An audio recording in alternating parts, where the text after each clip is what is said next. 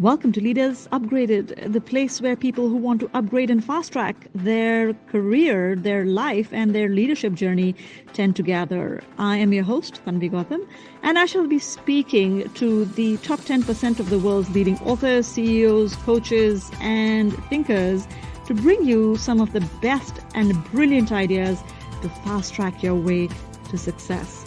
Would you like an upgrade? Let's do this. To purpose, from hierarchies to networks and communities, as well as from a single career model to a multi-career model in a single lifetime. So on this show, we end up talking to global thinkers, authors, speakers who are leading the leadership revolution by presenting ideas that are different, that are cutting edge, but are also necessary if we are wanting to lead for the VUCA environment that we live in. I'm talking to somebody who has written 17 books, many of whom have been bestsellers. He even wrote the first book in history that could be bought using bitcoins, and that should tell you something about him. He has been involved in the founding of more than 20 companies. He has his own podcasts and a blogger who has a blog read by more than 15 million readers. As an investor and hedge fund manager, he has made several millions, lost them, and made them back again. But the thing that strikes me most about our guest that is that he's one of those people who I have known to be leading from in front of the firewall. He lives his life in a very open and vulnerable manner, allowing all of us to learn a fair deal from his experiences. I'm so delighted to welcome James Altucher. Thank you, Tanvi. This is so great to be on your podcast. Thanks very much for asking me on. I've been waiting. I've been counting the minutes and seconds and hours, so I'm so delighted we can finally do this. I have a confession to make, which is that I did not even know who James Altucher was till a year ago. Yeah. You can say I've been living under a rock, right? Oh, that's okay. I forgive you because there's 7 billion other people on the planet, so I forgive you for not knowing who I was. Well, and you know what happened? We were on Twitter, and I tweeted something or you tweeted something, and we got into a conversation. And the thing that struck me about the conversation was that your response was very authentic, and what you said really touched a nerve with me in a very good way. And so I said, who is James Altucher? And I went up and I looked and I realized I was talking to someone who was fabulously famous. I don't know about that. with a blue tick account, no less. And I'm like, oh, I love it. I love the fact, because I really do believe if success doesn't make you a better version of yourself, then there was no point of that success. And clearly, all the success you've had has still made you the person who is so accessible and who is so open and generous with his time and his learning that I was just blown away. Well, thanks. I really appreciate it. I don't know if success always makes people a better version of themselves. I think it makes you a more magnified version of yourself. So I've definitely had periods of success where afterwards I was really kind of a bad person to be around, and I had to kind of take a step back and change that. So I'm a firm believer that people can change themselves. Yes, as is evident through your writings and your podcast. Let me begin by asking this. What is the basis of your courage? When I read your writing, I hear your speeches, you have talked so openly about the really low times in your life, and you have managed to make a comeback again and again, almost like a phoenix, if I may use that analogy. Where does that come from? Is this a part of your DNA? Is this faith? Where are you drawing that energy from? I don't know if I think the good thing is I'm actually drawing the energy from nothing. I think it's more difficult to not be authentic. So you need energy to not be authentic. So if all I do, you see so many articles like the top 10 ways to be a success, and you don't know who the author is, and you don't know, why is the author even saying this? Like, where did he get this information? And we all, all 7 billion of us go through highs and lows, some much worse than mine or yours, some more extreme, some not as extreme, but we all have something inside of us that can talk to the other lows in other people. Mm. So when I tell you my lows, you can say to yourself, even if you don't speak it out loud, you can say to yourself, oh yeah, he's experienced something similar to that other experience I had, 10 years ago or 5 years ago, or even right now. Mm. So, but if I tell you, oh, I, just won, all sorts of tennis championships, and I just won Wimbledon, then you could say, oh, that's kind of neat, but I'm never going to experience that. So there's no way I can really relate to that. Mm. So, and if I were to say that, I would be lying. Mm. So I think it's better I think if you really want to communicate with people, it's better to talk to that place inside each person where they can internally resonate with what you're saying. And that really requires the least amount of energy, because now we're communicating, and that itself is, provides energy. Mm. I would take it a step further. I would say that it's communicating, but it's also connecting very, very powerfully. I mean, oftentimes we communicate, but we don't always connect. And I think that space of vulnerability is the humanity in us that allows us to, connect with each other. I have sometimes told some very vulnerable stories from the stage, and people ask me where that comes from. And I think it comes from a desire to connect with the other person as you're trying to show them a vision or a line of thinking. So that's really interesting. I mean, I think courage is something that leaders and organizations have to develop.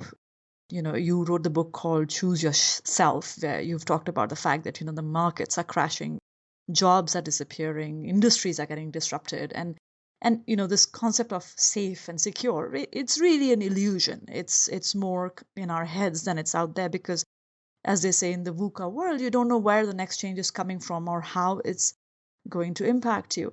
So if you were to talk about developing courage or becoming resilient in the face of all the changes that are coming our way, and many of whom which we can't anticipate, it's got little to do with us and more to do with the environment that we are in, what would be some of the advice that you would have for the listeners?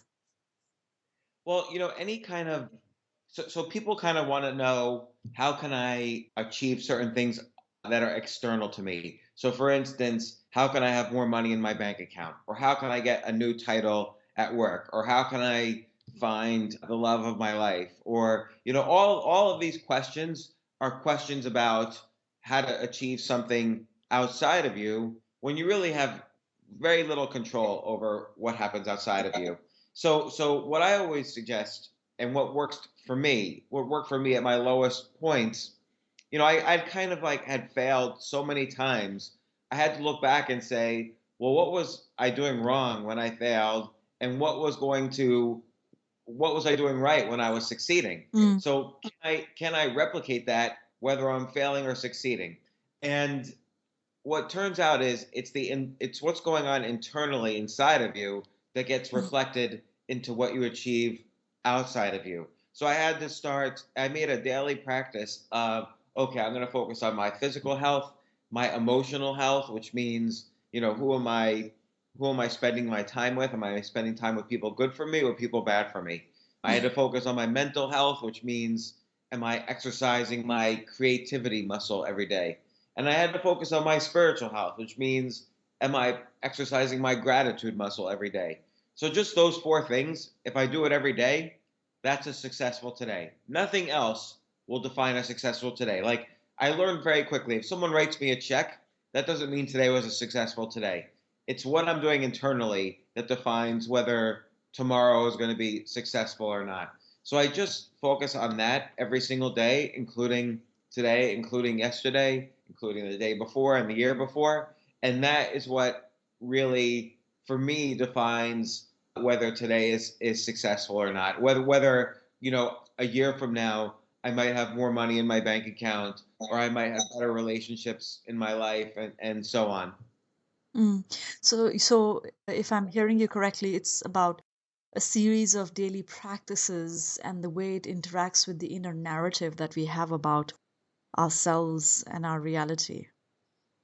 Yeah, it's all related to, because I can't control anything happening outside of me. Like you can a little bit, but not much. And I also figure we're really bad predictors of the future. Mm, Like we're horrible. We don't know what businesses are going to fail. mm, So for instance, entrepreneurs have an 85% failure rate. Even though they think this is the best idea when they start their business, they just have no ability to predict whether that's going to be a success or not. And so the only thing I have control of is, okay, well, after this podcast I can exercise a little, or after this podcast I could send a thank you note to somebody, or after this, during today I can write down 10 ideas that excite me, and all of these other things that I could focus on internally. mm. But the thing is that the practices that you talk about, they sound so simplistic, right? The physical, the emotional, the spiritual, and mental. And yet, so many of us seem to just struggle with reaching that spot. What do you think keeps us from it? Because it seems like, it's kind of like how we think about exercise, right? The formula for losing weight is simple. You have to spend more calories than what you consume. And yet, there is like a $35 billion weight loss industry out there. What, in your opinion, is the reason why where that keeps us from adopting these practices, which sound so simple and yet are so difficult when we get down to it? Because everybody wants to control the future. So we all want $1 million in our bank account, not like 10 years from now, but tomorrow. We desperately want all of these things tomorrow. We don't want to lose, what are the, look at the weight loss industry. We don't want to be told, okay, eat a little bit more healthier today than you did yesterday, and over the long run that's going to increase your longevity, make you look better, and make you have a healthier day at some point. We want to be told, oh, in 3 weeks I'm going to lose 85 pounds, and take this pill and use this magic formula. So I think too many people want to kind of control their external future without focusing on the internal side, because the internal side feels like, A, it feels like harder work, and B, you don't notice any difference from day to day. So you say to yourself, well, this is not really working. Okay, I still have to deal with my bad boss who's yelling at me from yelling at me. And there's no answer to that. You can only work on your internal stuff. And then you sort of have to have faith that if I do that, then in the long run, things are going to work out. Like I have to have, like when you go to the gym and exercise, you're not going to notice any difference in your muscles, but you kind of have faith because you've seen it in a lot of people that over the long run your muscles will grow if you go to the gym every day. But that's a daily thing that you have to have faith in. And it's the same thing with these daily practices. If you do them every day, your life is going to change significantly for the better. I've seen it happen. I've seen it happen with many of my readers. Like it's striking to me how many emails I get every day. And but there is a little bit of a faith factor that these practices are good for you, and in the long run they'll change your future. Yeah, I think it's about, how they say it's funny how the days are really long, but the years go by so fast. Is that, we don't get a sense of the difference the passing of time makes if we consistently, practice something, and the results that would end up having for us. There was that article that you wrote about excuses, and I remember you wrote, we love our excuses, they're just as much our babies as our ideas. Okay.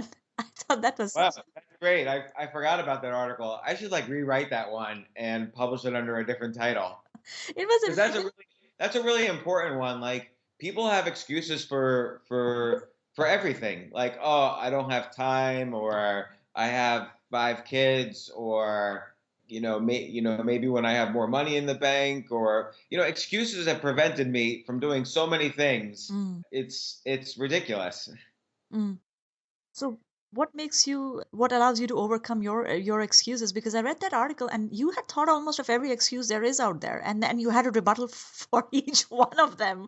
how to do it differently. I mean, the one that I get most often when I'm working with leaders is, oh, I get it, but my boss doesn't get it, or my organization doesn't get it. And so there's really not much I can do to change things around me. What should I be telling them? I mean, it's hard to tell them anything because it's like you said, they're gonna cling to their excuses like someone clings to their babies. You can't tell a parent, oh, give me your child, I'll take care of it. They're not gonna give the child to you. So you kind of have to just live by example. Like for me, I stick to my daily practice and I write about what happens to me. Mm, Occasionally I write about, other people who have seen success in their lives and how they did it. But most of all, you have to live by example. Like look at Gandhi. He had the best excuse of all. How am I going to free India when, the British Empire, which has been around forever, it seems, and they have this military power that, will just gun us down? How am I going to free 300 million people without doing any violent resistance at all? He had the best excuse of all. He mm, could just say, "Look, I'm not gonna bother. I'm gonna focus on being a great lawyer and make money and feed my family and let India do what it will do." But instead, he said, "Look, I'm going to live by example. I believe in this not theory of nonviolence, and I sense this trend happening that India wants to be free, and I'm going to live every moment of my life by what I believe, and then we'll see what happens." And what happened was external events outside of Gandhi's control happened that set the ball in motion to free India. mm. And Yeah. so if he didn't use an excuse, how can we use an excuse? I like that. I like that. And I actually do believe in it. I think that once you approach something with an inner conviction and a sense of courage and passion, external events start aligning in ways that you had never even anticipated that they would. But I don't want to drift too much into the realms of the metaphysical and philosophical at the moment. I want to keep it rooted in reality. Let's talk about But this. but it's not a bad point though, because let's say I want to write a book. Okay, well, tomorrow I can't have a book finished probably, but if I write one page a day, then within a year I'll have a nice sized book or maybe two books. And one page a day is not that hard. It's like three paragraphs. It's maybe 300 words a page or 250 words. And that's not that much. That could take 10 minutes of time, 10 minutes out of your day, and you could write two books a year. Wow, is that how you've written all these books? So many of them. Basically, I write every single day. Often, so yesterday I wrote about 2,400 words. Gosh, if I were to write 2,400 words a day, which is a big day for me, if I were to write 2,400 words a day, that would be what? Almost a million words a year, something like that. So that's like 15 books. So that's how you write books. Now I know the secret. You know, I, Yes. I think it also has to do something, I think, with a sense of, being a perfectionist, right? So I think that either I need to get an hour of exercise in every day, or it's not worth it, right? But I think that if you sneaked in 10 minutes in the morning and 10 minutes in the afternoon and 10 minutes in the evening, that's 30 minutes there already. And 30 is better than zero. And so I think somewhere we kind of tend to overwhelm ourselves with what we think is a sense of perfection and what we think should be an ideal output. And in chasing that ideal, we never make it real, which is that it's tiny steps every single day. Can I give you an example? Sure. Okay, so it's I've been teaching my daughter how to play tennis, Mm. right? So she has a very good serve. She never misses. Like she never double faults. And I said to her yesterday, I want you to start double faulting more. So she was confused as to why. Mm. She said, "Well, I'll lose more if I double fault more." And I said, "Just trust me for a second." And I said, "Just hit it harder." In fact, I don't want you to hit the serve unless you're hitting it so hard that you grunt. I never hear you grunt when you serve. So I want to hear a grunt, even if so hit the ball as hard as you can and grunt. Mm. And so she started missing. But she was only missing by a little bit. I noticed she was hitting it too far to the left. Mm. And then she started hitting it more to the right and getting it in. And I asked her, when you were missing, what was going on in your head? And she said, well, I saw I was hitting it too hard to the left, so I started aiming to the right. And I said, correct. So when you hit it in, you never think about your shot. But when you were missing, you actually started to think about your shot and you adjusted. So it was only by making mistakes consistently. You made 5 mistakes in a row. So they were very consistent mistakes. It was only by making consistent mistakes that you actually became a better tennis player in the single morning that we played. And so it was perfectionism that was having her hit a weak serve as opposed to allowing herself to make mistakes, which allowed her to mentally adjust what she was doing and actually become better. And so mistakes are actually making the same consistent mistake over and over again very quickly actually allows you to be better. So that's why that in a nutshell is why perfectionism will destroy any improvement at all in our lives. Yeah, that's a great example. I really like it. I think it's almost mistake is kind of like the antidote to the slumber that we get into if we are hitting consistent successes too far. Although culturally we are never taught to look at mistakes like that, right? We are always taught to kind of cover them up or find an excuse or blame it on somebody or something like that. So that was a really useful perspective. Oh, by the way, I have to say I really enjoy the stories that you write about your interaction with your daughter. It's such sweet stories. I really do enjoy them. So thank you for sharing those stories with us. Well, thank you for saying that because it's funny because she never wants to listen to me, and then we always have to go over afterwards, what she learned. So I make fun of both my daughters, and I say, "What is the saying you have to keep repeating? Daddy is always right." And so they really don't want to repeat that ever, but I force them to repeat it. Well, I'll connect you with my father, and you both can commiserate together. Yeah. Let's talk about this book called The Power of No. Right? I think there's a lot to be learned from that book. And the basic premise of the book is that we have to learn to start to say no in a manner that serves us. We have to say no to things that hurt us. We have to say no to people who drain us. We have to say no to the beliefs that are not true to us. And there was the other side of it, which you had also alluded to, which is that actually when we say yes to a few things, we are actually then saying no to a lot of other things. So I think the power of no was to me about being very mindful about saying no to make space for things that you really want to make space for. But I think the struggle is we get caught into these ideas of other people getting hurt when we say no, or saying no making it seem like we're not fulfilling our obligation towards people that we may have. And I can tell you this, women do this consistently worse than men in my experience. This inability to say no to people and things and even opportunities, right? What's your suggestion on how can we do this better? How can we say no in a manner that doesn't make it feel like we are shortchanging the other person or feeling, guilty about this, or feeling like we're doing something wrong? What's your suggestion there?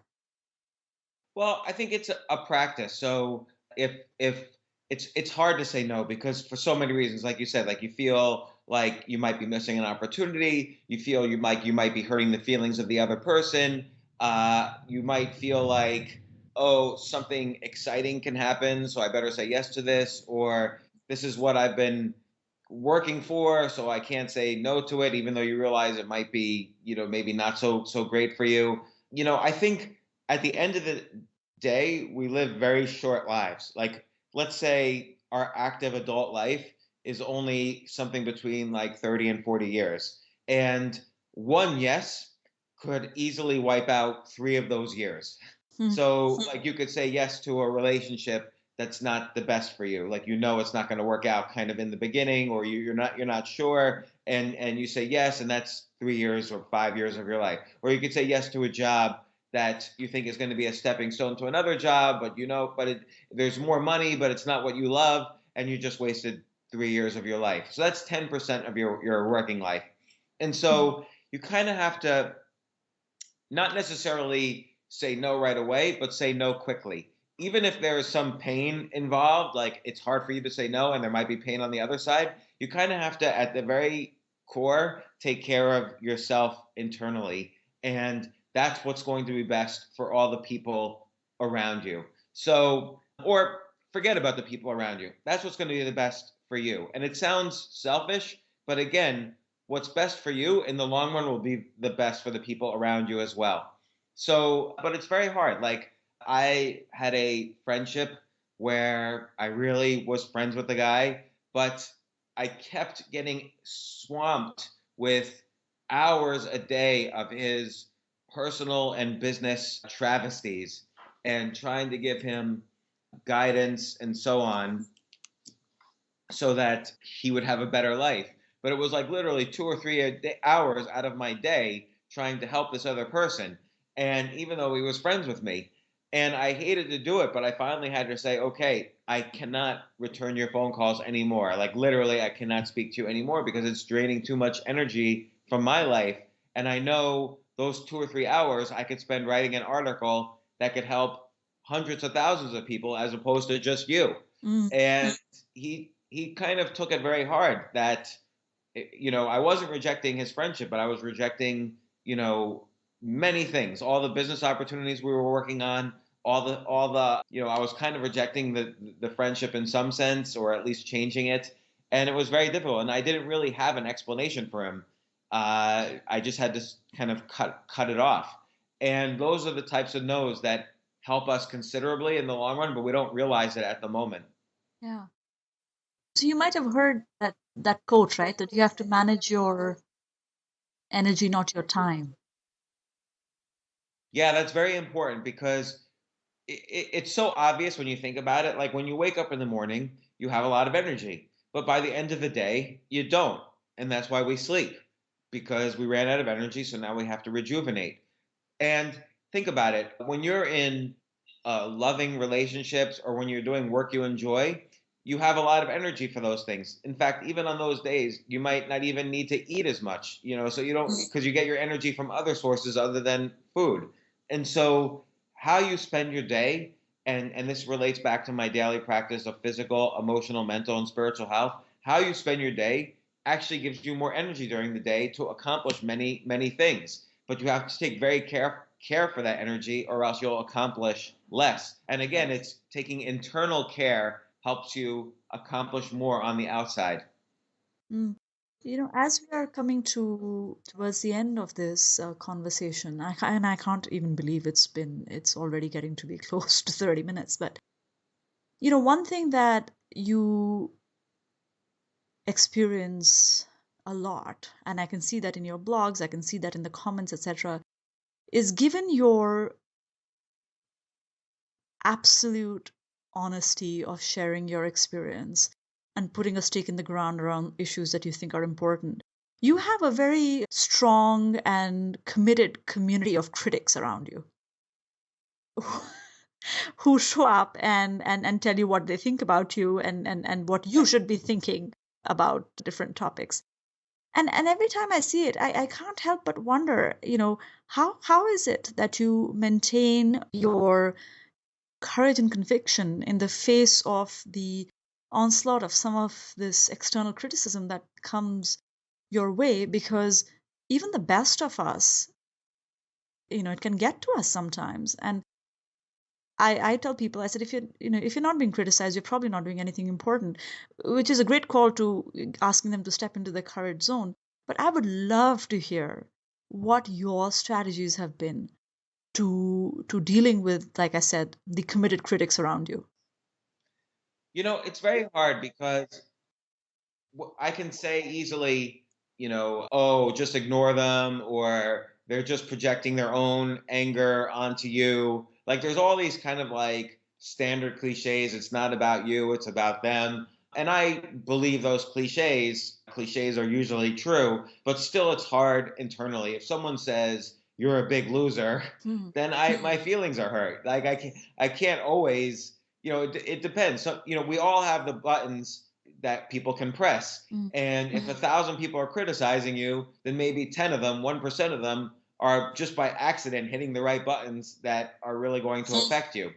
And I don't really have a strategy. I mean, I have a strategy, which is I block everyone as quickly as possible, particularly if they're saying nonsense. Like I'm happy to have like a discussion about my beliefs or feelings or whatever. But if someone's just going to call me a loser, like it's as if someone comes into my living room and goes to the bathroom right on the floor. Like, I didn't invite you in to do that. I invited you in to have a conversation, but not to kind of go to the bathroom all over the floor. So sometimes I'll just block people or ban people, but it'll still affect me. My feelings will still be hurt in some cases. Like, why did they want to do that? Why didn't they instantly agree with me?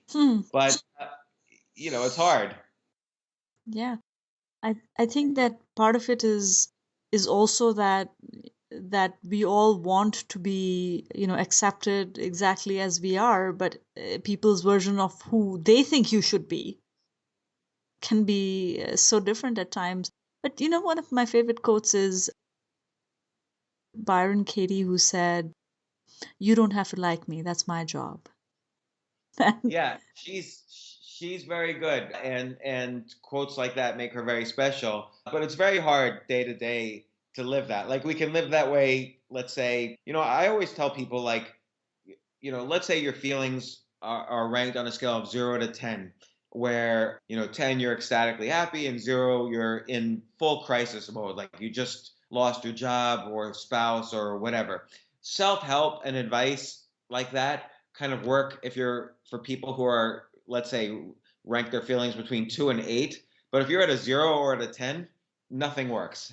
So as much as possible to try to be within 2 to 8 as much as possible, not be at the extremes. But every now and then, sometimes you're in crisis and you really have to work hard to remember these internal things that will help you. And that's why, again, doing an internal practice helps you get back to that internal practice.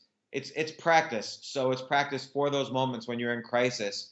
And when you're in those moments of crisis, hopefully the practice worked well enough that you quickly get back into the practice. That's great advice, because it's not always about how hard you fall, but how fast you get up. I think I've noticed with a lot of practice, my reset time has gone down. So if I would take 3 days earlier, it's become a day or sometimes even a few hours, and I try and get to a space where sometimes I don't take notice and say, oh well, good luck to you, love and light, and then I just move on. So I like that scale that you're talking about. Let's try and keep it between 2 and 8. Anyway, James, thank you so much for your time. There is so much to learn from your writing and your life and your blogs, and we'll be putting all of that in the show notes. But I want to close with a quote of yours that really resonated with me, and I think is very true of all the things that you do. And you said, your legacy is not what you do, it's what the people you teach end up doing. And I think that you have taught some amazing things to lots of people. So on behalf of all of them, I want to thank you for what you do. And I want to thank you for being a part of the show. Oh, well, thank you. And thank you for having me on. I really appreciate it. That concludes this episode of Leaders Upgraded. But wait, your journey is just getting started. Go to www.leadersupgraded.com for more insights, more inspiration, and more tools to continue the journey. And if you have someone who you would like to nominate for the podcast, or a particular topic you'd like us to cover, then also visit www.leadersupgraded.com and let us know. If you like this episode, please do share it. Please do subscribe to the podcast. And I look forward to continued upgrades with you. Take care.